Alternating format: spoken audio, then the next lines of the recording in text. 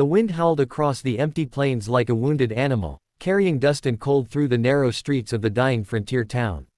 People hurried past each other with lowered heads, coats pulled tight, as if the night itself carried trouble. And at the edge of the street, beneath the flickering lantern of the old saloon, a young woman dropped to her knees. "Please, take me," she begged, her voice trembling but desperate. "I'll do anything." The words cut through the cold air like a gunshot. The man standing in front of her didn't move. He was tall, broad-shouldered, wearing a worn leather coat and a hat pulled low over steady, watchful eyes. Dust clung to his boots, and the long trail behind him was written into every crease of his face. This was Daniel Carter, a rancher known across the valley for his quiet strength and a past nobody dared ask about. The small crowd that had gathered froze in stunned silence.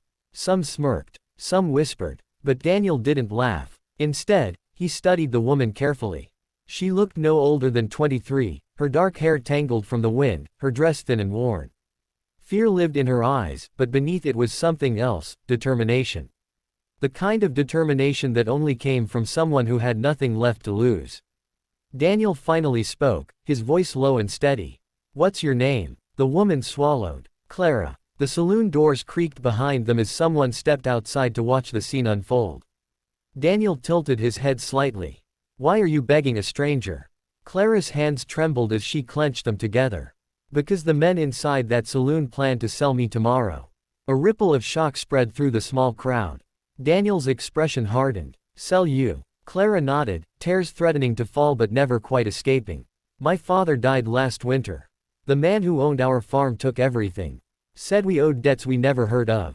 Her voice cracked. "Then he sold me to those men as payment." Daniel glanced toward the saloon doors.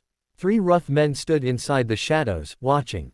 Waiting. The rancher slowly removed his hat, running a hand through his dark hair as he thought.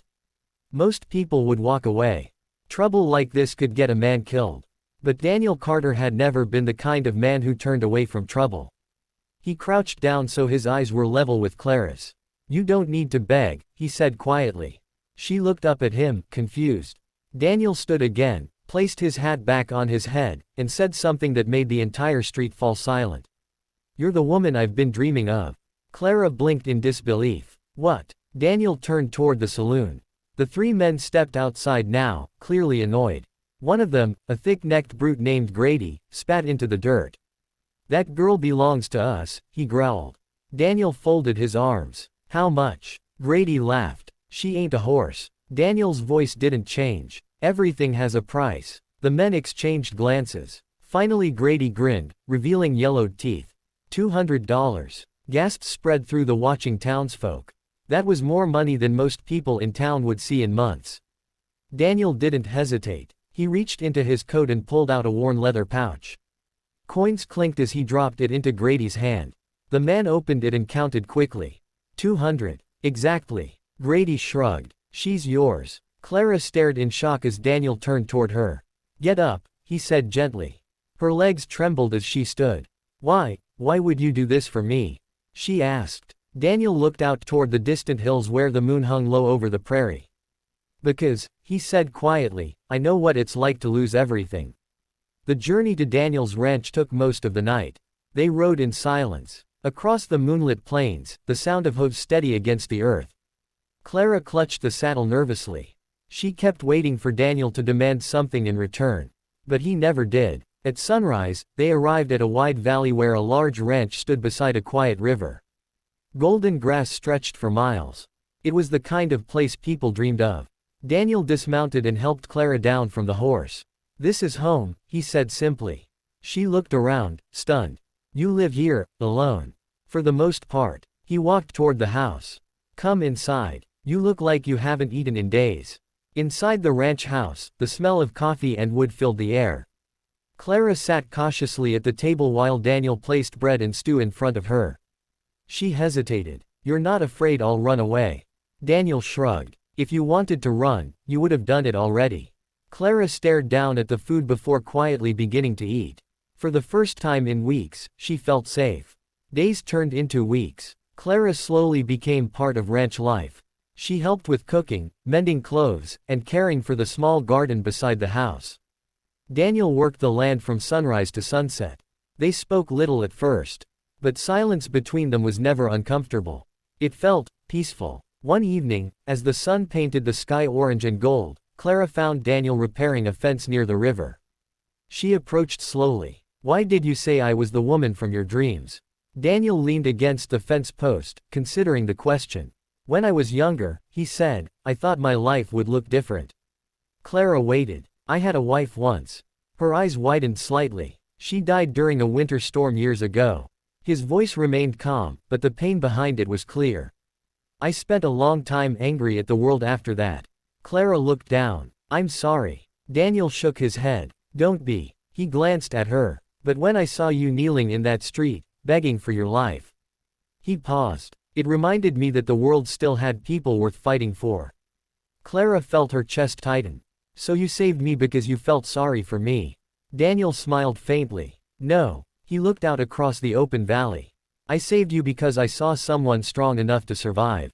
For the first time since arriving at the ranch, Clara smiled. But peace rarely lasted long in the frontier. One afternoon, dust appeared on the horizon. 3 riders approached the ranch. Clara's stomach dropped when she recognized them. Grady and the 2 men from the saloon.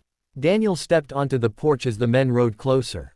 Grady sneered. "We've come for the girl." Daniel remained calm. "You sold her." Grady laughed. "Turns out she's worth more than we thought." Clara stood behind Daniel, fear gripping her heart. Daniel's hand rested near the revolver at his side.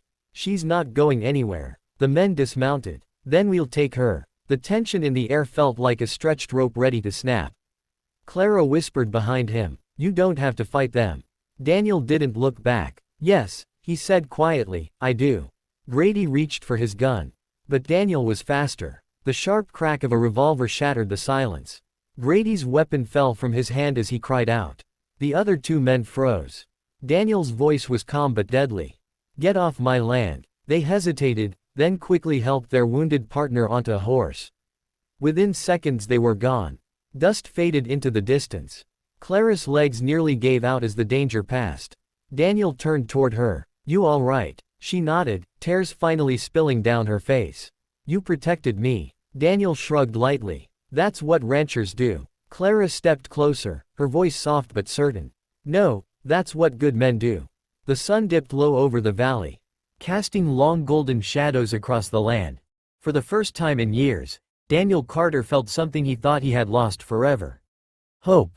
And Clara realized something too. The man who had saved her life had also given her something even greater. A place to belong.